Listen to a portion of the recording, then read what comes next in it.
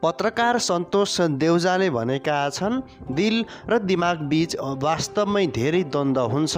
कहिलेकाहीँ दिलमा बसेकाहरू दिमागले बिर्सिदो रहेछ। मलाई किन छुटाउनु भयो भन्ने प्रश्न नै म प्रतिको स्नेह र अपनत्व हो। मैले भन्ने बुझेको छु, त्यसैले मेरा कतिपय भुललाई यसै गरी बुझिदिन आग्रह गर्दै छोरा अनुभवको व्रतबन्ध कार्यक्रममा निम्तो स्वीकार गरी पाल्नुहुने सम्पूर्ण पाहुनाहरूमा हार्दिक आभार व्यक्त गर्दछु। व्रतबन्धलाई तस्बिरमा हेरौँ, क्यामेरा पर्सन भाइले उपलब्ध गराएका तस्बिरहरू हुन्। सबै पाहुनाहरू तस्बिरमा अटाउनु भएको छैन भन्दै उनले आफ्नो फेसबुक स्ट्याटस मार्फत प्रस्तुत गरेका छन्। दर्शकबिन, उनको छोराको व्रतबन्धमा साँच्चीकै निकै रमाइलो भएको थियो।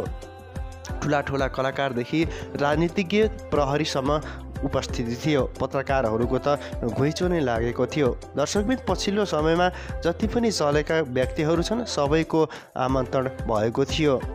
सन्तोष देउजाले भरतपुरकी मेयर रेणु दाहालदेखि दुर्गेश थापासम्म सबैलाई निम्तोमा बोलाएका थिए। त्यहाँ पल शाह समेत देखिएका छन्। दर्शकबिन, पछिल्लो समयमा सन्तोष देउजाले पनि राम्रो कामहरू गर्दै गएको अवस्थामा उनको छोराको व्रतबन्धमा पनि निकै रमाइलो भएको थियो।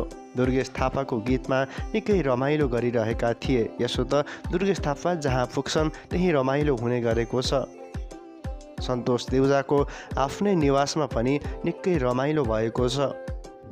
उनले सबैलाई समेट्न नसकेको पनि गुनासो गरेका छन्। आफ्नो मनमा बसेका मान्छेहरूलाई बोलाउन नपाउँदा निकै दुःख लागेको उनले बताएका छन्। कतिपयले मलाई त बोलाउनु भएन नि जस्ता प्रश्नहरू आइरहँदा पनि उनले साँच्चीकै आफूलाई निकै राम्रो मानेका छन्, किनकि जो नजिकको हुन्छ उसलाई नै बिर्सेछु भनेर यो कुरामा पनि उनले दुःख त मानिरहेका छन्। दर्शकबिन, तपाईँलाई के लाग्छ? आफ्नो प्रतिक्रिया कमेन्ट बक्समा राख्न नछुटाउनुहोला। यदि तपाईँ हाम्रो च्यानलमा नयाँ हुनुहुन्छ र अहिलेसम्म पनि सब्सक्राइब गर्नुभएको छैन भने हाम्रो च्यानललाई सब्सक्राइब गरेर हामीसँगै जोडिन नछुटाउनुहोला।